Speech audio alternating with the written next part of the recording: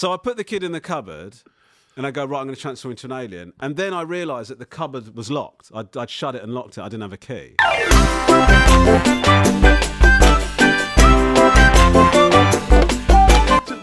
Talking of like teachers and stuff, I had because you were a teacher for a long time, weren't you? What, 9 years was it, maths teacher? Something like that, yeah. I had a teacher that was quite horrible to me. Right. And I remember him, he was called Mr. Jakes, he was an art teacher, and I remember he told me... It's unusual for art teachers to be horrible. Yeah, that's what I thought. Because I had another one who was really sort of kooky and a bit cool. But I remember he said to me, he told me I'd die alone.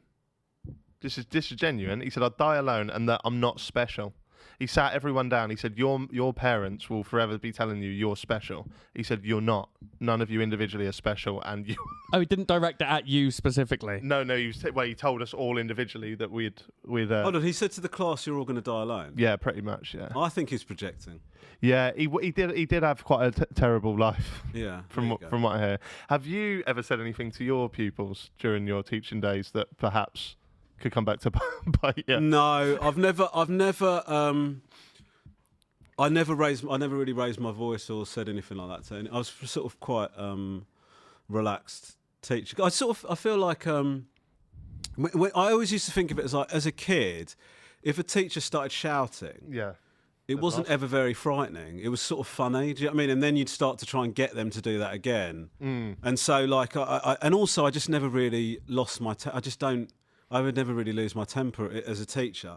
But I did do stuff that was bad. Like, for example, I talked about this on a show I did once, but I was teaching a lesson on probability. And one of the things that you've got to do, like, one of the things that's a good way of a kid demonstrating that they've understood something is if they can explain it as if they're teaching it, right? It's a really good way of seeing if they understand it. So we're teaching probability. And I said, I want to know how much you've understood this topic. We're coming to the end of it. And go, so I want somebody to explain it. I want you to imagine that an alien arrives on Earth. I was trying to make it interesting. An alien arrives on Earth and says, what is probability? And I want you to be able to explain it to them. So I need somebody to pretend to be an alien, right? And so this kid said, I'll be the alien, right? So I said, okay. So I said, there was a cupboard at the front of the room.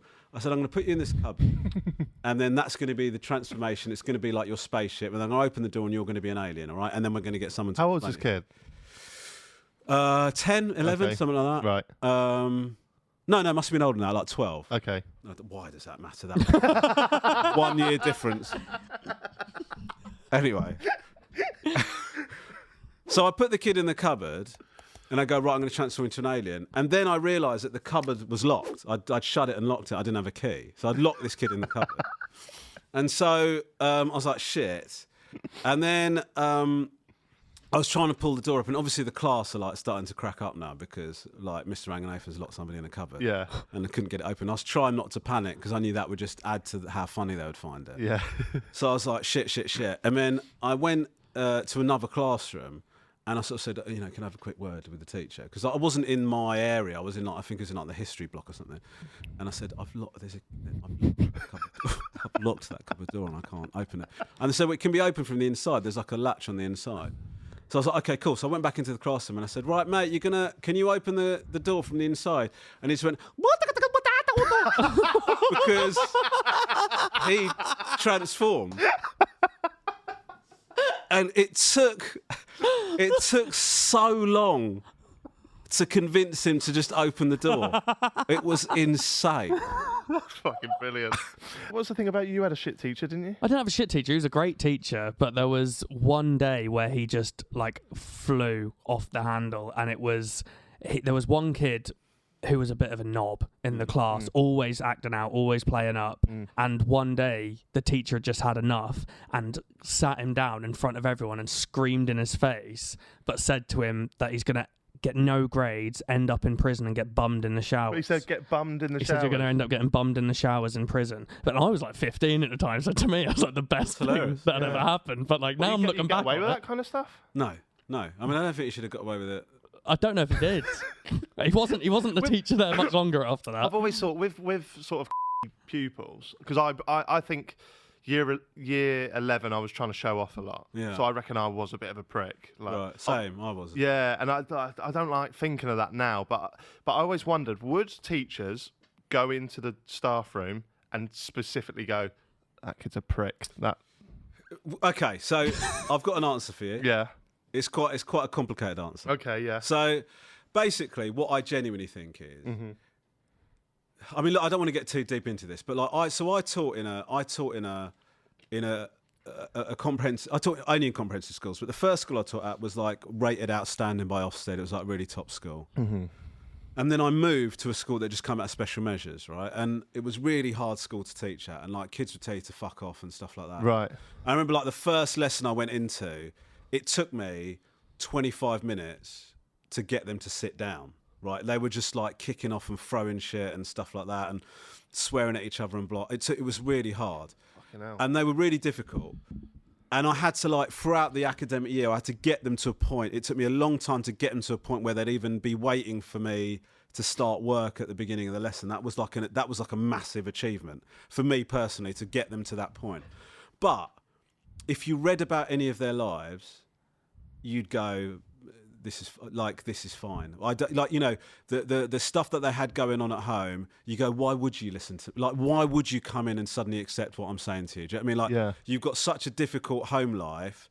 Suddenly I'm expecting you to come in and be immaculately behaved when you're in this scenario. It's just not, it's not reasonable. Do you know what I mean? And so you had to sort of accept that.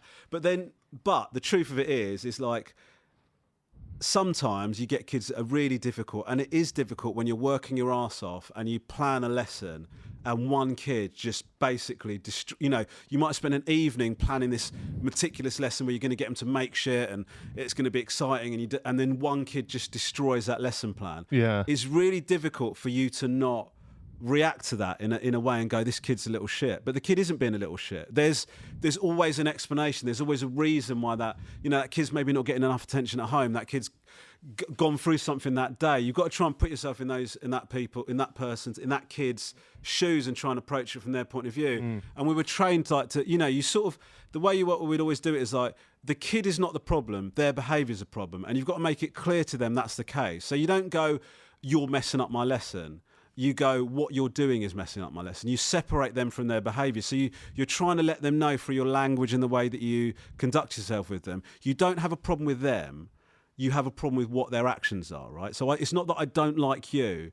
I don't like what you're doing, okay? Right. And if you can consistently do that, and if you can make that message clear, the difference you get in the way that kids respond to you. Like, you know, somebody said to me, if kids believe that you like them and you want the best for them, they'll take any bollocking, they'll take any rules, they'll take any detention. If they, in their heart, believe that you want the very best for them, they'll take it. And I do believe that to be the case. But in answer to your question, you would get some teachers that would come in.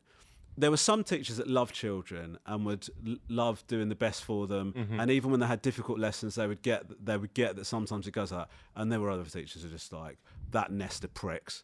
Do you know what I mean? And like the truth, that some teachers were like that. I don't know if they're like that now. They're few and far between, but they were always the ones that had the most problems in the class because the kids go, you don't like me.